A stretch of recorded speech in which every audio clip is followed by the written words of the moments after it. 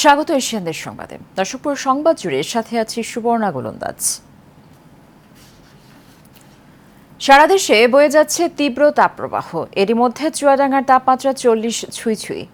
পটুয়াখালীর জেলাতেও তীব্র গরমে ওষ্ঠাগত জনজীবন। অস্বস্তিতে পড়েছেন সকল শ্রেণী পেশার মানুষ। ভ্যাপসা গরমে সবচেয়ে বেশি ভোগান্তিতে পড়েছে নিম্ন আয়ের খেটে খাওয়া শ্রমজীবীরা। তপ্ত রোদের কারণে দুশ্চিন্তায় রয়েছেন মৌসুমী সবজি চাষি সহ বিভিন্ন ফলের বাগানীরা। এদিকে স্বাভাবিক গরমে হাসপাতালগুলোতে বেড়েছে ডায়রিয়া ও চর্মজনিত রোগীর সংখ্যা। এর মধ্যে শিশু ও বয়স্ক রোগীর সংখ্যাই বেশি। এ অবস্থায় আরও এক সপ্তাহ বিরাজ করতে পারে বলে জানিয়েছেন জেলা আবহাওয়া অফিস।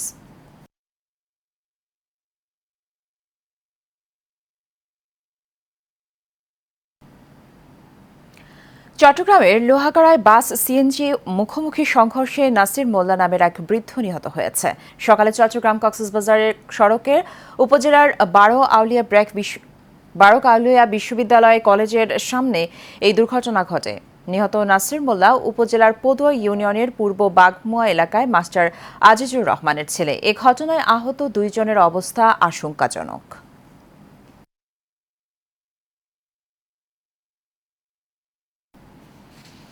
শরীয়তপুর নড়িয়া থানায় হামলা ও ভাঙচুরের ঘটনা ঘটেছে। পুলিশের কাছে আটক মোটরসাইকেল ছাড়িয়ে নেয়াকে কেন্দ্র করে নড়িয়া কলেজ শাখার সাবেক ছাত্রদল নেতা রাজন ও শাহিনের নেতৃত্বে এই হামলার ঘটনা ঘটে। এ সময় পুলিশের বিশেষ শাখার সদস্য বিল্লাল হোসেনকে কুপিয়ে আহত করা হয়। শরীয়তপুর পুলিশ সুপার মোহাম্মদ নজরুল ইসলাম বলেন, একটি পারিবারিক বিরোধকে কেন্দ্র করে পরিকল্পিতভাবে থানায় হামলার ঘটনা ঘটেছে। বিষয়টি তদন্ত করে ব্যবস্থা নেওয়া হবে।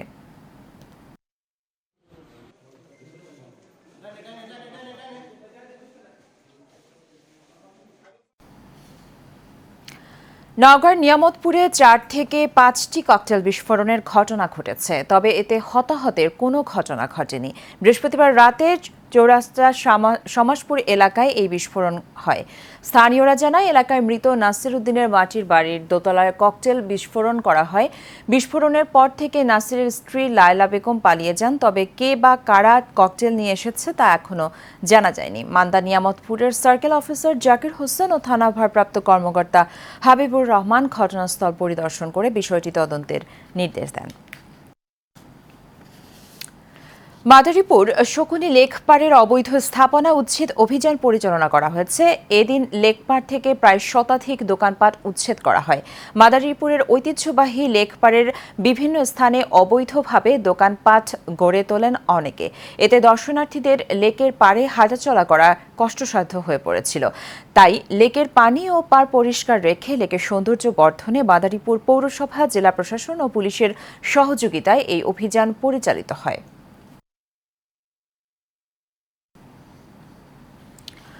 মনিকা ইসলাম খাদিজার হত্যাকারীদের ফাঁসির দাবিতে গাজীপুরের টঙ্গীতে মানববন্ধন ও বিক্ষোভ মিছিল করেছে নিহতের পরিবার ও এলাকাবাসী।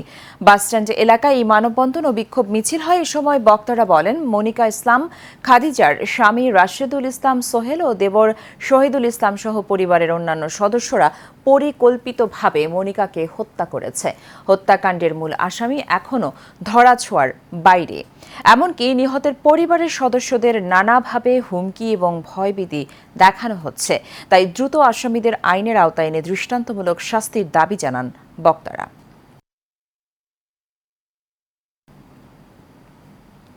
সাভারের আশুলিয়ায় জানাজা শেষে স্বামী রুবেল মণ্ডলকে হত্যার বিচার চেয়েছেন স্ত্রী রিমি আক্তার। আশুলিয়া ইউনিয়নের 8 নং ওয়ার্ডের পাড়াগ্রাম এলাকায় জামিয়া রহমানিয়া আবেদিয়া মাদ্রাসার ঈদগাহ মাঠে মেম্বার রুহুল আমিন মণ্ডলের ছোট ভাই রুবেল মণ্ডলের জানাজা শেষে এই দাবি জানান তিনি। এর আগে গতকাল বাসা থেকে ডেকে নিয়ে দেউল এলাকার রুবেল মণ্ডলকে ধারালো অস্ত্র দিয়ে কুপিয়ে হত্যা করে সন্ত্রাসীরা।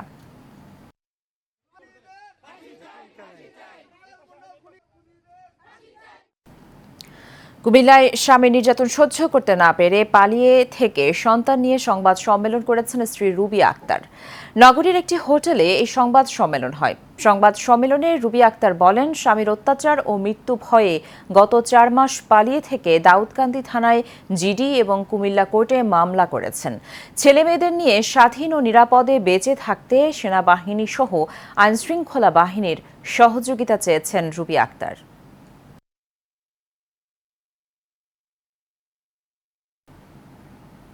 পটুয়াখালীর কলাপাড়ায় স্ত্রী কর্তৃক হৃদয় হত্যার বিচারের দাবিতে মানববন্ধন ও বিক্ষোভ মিছিল অনুষ্ঠিত হয়েছে। মানববন্ধনে বক্তব্য রাখেন হৃদয়ের ছোট ভাই রাব্বি, উপজেলা বিএনপির দপ্তর সম্পাদক সালাউদ্দিন, আমরা কলাপাড়াবাসীর সাবেক সভাপতি নজরুল ইসলাম। বক্তারা জানান, হৃদয়ের সঙ্গে মেহেরুন্নেসা বেনুর বিয়ের পর বরিশালের ধোপাবাড়ি এলাকায় একটি বাড়িতে ভাড়া থাকত স্বামী স্ত্রী।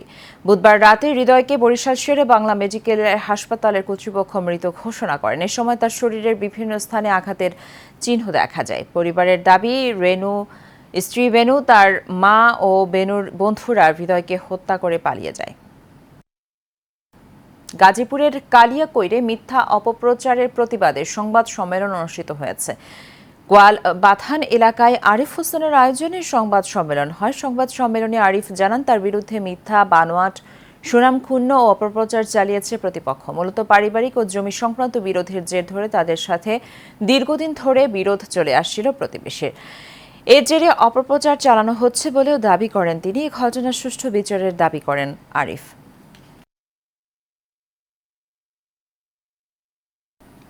অবৈধভাবে ট্রাক, ট্রাঙ্কলরি ও কাভার ভ্যান থেকে চাঁদা উত্তোলনের প্রতিবাদে পাটগ্রাম উপজেলা নির্বাহী অফিসারের মাধ্যমে লালমনিরহাট জেলা প্রশাসককে স্মারকলিপি দেওয়া হয়েছে। বুড়িমারি ও পাটগ্রামকে ট্রাক মালিকরা জানান, বুড়িমারি স্থল বন্দরে লালমনিরহাট জেলা ট্রাক, ট্রাঙ্কলরি ও কাভার্ড ভ্যান মালিক সমিতির নামে প্রতি ট্রাক থেকে ৩০ টাকার রসিদ নিয়ে অবৈধভাবে ১৫০ টাকা চাঁদা আদায় করা হচ্ছে। চাঁদা না দিলে ট্রাক ড্রাইভার ও শ্রমিকের উপরে হামলা ও ভয়ভীতি দেখানো হচ্ছে। এ ঘটনায় প্রতিবাদে মালিক পক্ষের একাংশ পাটগ্রাম উপজেলা নির্বাহী অফিসার জিল্লুর রহমানের মাধ্যমে জেলা প্রশাসক বরাবর স্মারকলিপি প্রদান করেন। চট্টগ্রামের দক্ষিণ জেলা বিএনপির ৫৪ জনের পূর্ণাঙ্গ আহ্বায়ক কমিটি গঠন করায় লোহাগড়া উপজেলা বিএনপির যুগ্ম আহ্বায়ক এস.এম. আবু সাইদ চৌধুরী টিটুর নেতৃত্বে আনন্দ মিছিল হয়েছে। বৃহস্পতিবার রাতে মিছিলটি চট্টগ্রাম কক্সবাজার মহাসড়ক প্রদক্ষিণ করে উপজেলা শহরের বটতলী মেট্রো স্টেশনে গিয়ে শেষ হয়। এ সময় সৌদিয়া মাহাইল বিএনপির সাবেক সভাপতি হারেস কোম্পানি, চট্টগ্রাম দক্ষিণ জেলা স্বেচ্ছাসেবক দলের সাবেক সহ সাংগঠনিক সম্পাদক বেলাল হোসেন সহ আরও অনেকে উপস্থিত ছিলেন। ময়মনসিংহে জুলাই গণ অভ্যুত্থানে আহত সি ক্যাটাগরির যোদ্ধাদের মুক্তিযুদ্ধ বিষয়ক মন্ত্রণালয়ের জুলাই গণ অভ্যুত্থান শাখা থেকে পাঠানো আর্থিক অনুদানের চেক দেওয়া হয়েছে। জুলাই যোদ্ধাদের হাতে আর্থিক অনুদানের চেক তুলে দেন বিভাগীয় কমিশনার মোক্তার আহমেদ। অনুষ্ঠানে জেলা প্রশাসক মফিদুল আলমের সভাপতিত্বে উপস্থিত ছিলেন অতিরিক্ত জেলা ম্যাজিস্ট্রেট উম্মে হাবিবা মীরা, অতিরিক্ত জেলা প্রশাসক রেজা মোহাম্মদ গোলাম মাসুম প্রধান, অতিরিক্ত জেলা প্রশাসক লুৎফুন নাহার, মহানগর বৈষম্য বিরোধী ছাত্র আন্দোলনের সদস্য সচিব আল নূর মোহাম্মদ আয়াজ সহ শিক্ষার্থীরা।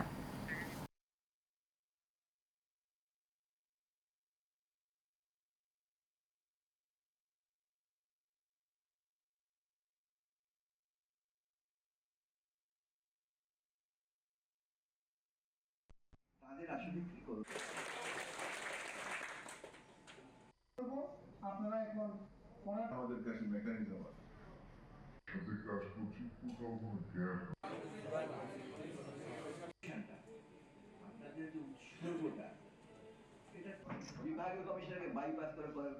চট্টগ্রামের লোহাগড়ায় বাস সিএনজি মুখোমুখি সংঘর্ষে নাসির মোল্লা নামের এক বৃদ্ধ নিহত হয়েছেন। সকালে চট্টগ্রাম কক্সবাজার মহাসড়কে উপজেলার ১২ আউলিয়া বিশ্ববিদ্যালয় কলেজের সামনেই দুর্ঘটনা ঘটে। নিহত নাসির মোল্লা উপজেলার পদুয়া ইউনিয়নের পূর্ব বাগমুড়া এলাকার মাস্টার আজিজুর রহমানের ছেলে। এ ঘটনায় আহত ২ জনের অবস্থা আশঙ্কাজনক।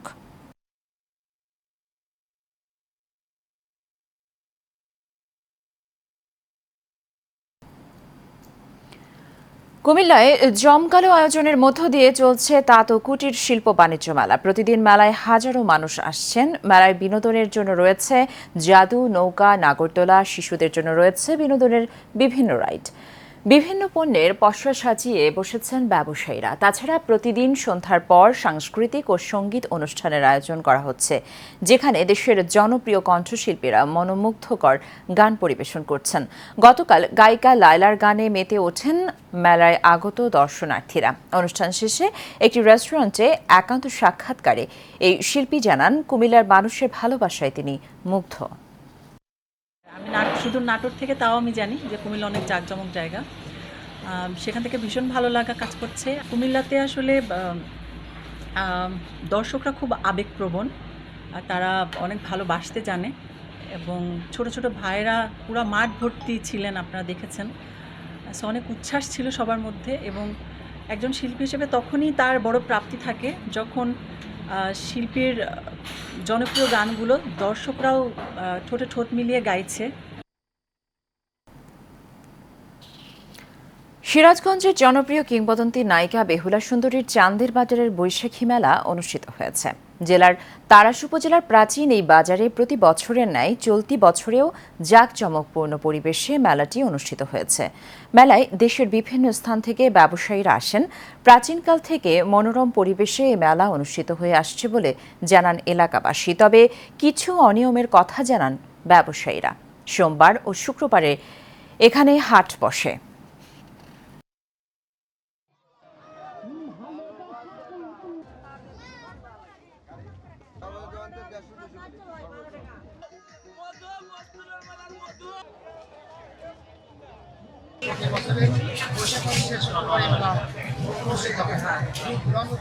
আমাদের বিভিন্ন তারা এখানে আসে, এখানে বেচাকেনা হয়। প্রত্যেকে আমরা আনন্দ সহিত জামাই নিয়ে আমরা এখানে যে একটা ঐতিহ্যবাহী মেলা, এখান থেকে আমরা আমার দাদুরা আমার জেঠেরা প্রায় 40-50 বছর ধরে এই মেলাতে সমাজ করে। আমরা ছোটবেলায় আমার বাবাদের যারা দেশে দেখেছি এই মেলাতে এসে আমরা অনেক আনন্দ ভোগ করি। ঢাকার ধামরাই উপজেলার সোমভাগ ইউনিয়নের ৮ নম্বর ওয়ার্ডের চর ডাউটিয়া উত্তরপাড়া রাস্তার দীর্ঘদিন জলাবদ্ধতা নিরসনে পাইপ বসিয়ে পানি অপসারণের উদ্যোগ নেওয়া হয়েছে। সকালে রাস্তার পানি অপসারণের কাজের উদ্বোধন করা হয়। সোমভাগ ইউনিয়নের সমাজসেবক মনিরুজ্জামান মনির নিজ অর্থায়নে এই কাজ শুরু হয়। এ সময় উপস্থিত ছিলেন গাজী রুবেল রানা ও সিরাজুল ইসলাম সহ অনেকে।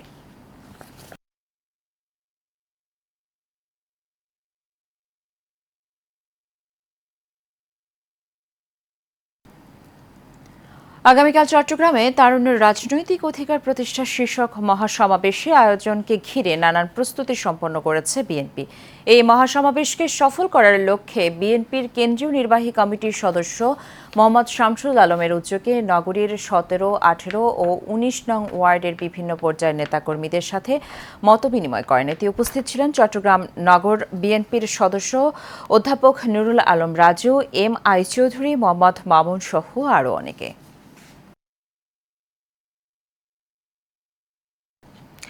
আসন্ন ঈদুল আজহার আগেই পূর্ণাঙ্গ উৎসব ভাতা প্রদান ও মাদ্রাসা সহ সকল শিক্ষা ব্যবস্থা জাতীয়করণ সহ 9 দফা দাবিতে সংবাদ সম্মেলন করেছেন বাংলাদেশ মাদ্রাসা জেনারেল টিচার্স অ্যাসোসিয়েশন।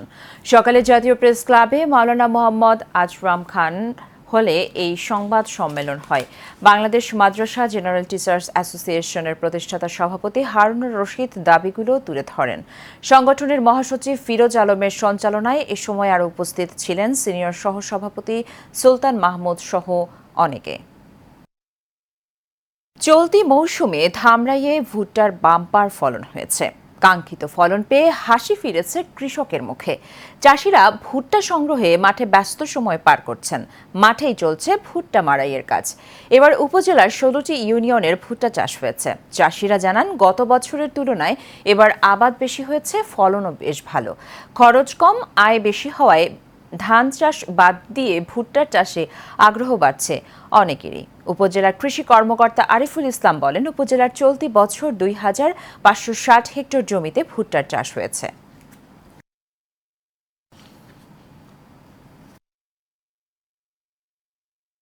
আমি 80% ভুট্টা বুনছি। আমার ভুট্টা মোটামুটি 85 মন হবে, তো ফলন এবার ভালো হয়েছে আর কি। ভুট্টা মারাই করতো, কিন্তু গত 3 বছর যাবত মেশিন দিয়ে করা হয়, তাতে দিনে 400% জায়গা ভাঙানো যায় আর কি। এতে লোক ধরনের সুবিধা হয়, তাদের কষ্ট কমে যায়। আগামীতে আমাদের ভুট্টা চাষে আরও বৃদ্ধি পাবে এবং ভুট্টার যে টেকনিক্যাল যে বিষয়গুলো আছে, সার প্রয়োগ থেকে শুরু করে সকল দিক থেকেই কৃষকরা আরও দক্ষ হয়ে উঠছেন। আমরাও এশিয়ান দেশ সংবাদ এ পর্যন্তই। আমাদের পরবর্তী সংবাদ দেখার আমন্ত্রণ রইল। ধন্যবাদ সাথে থাকার জন্য।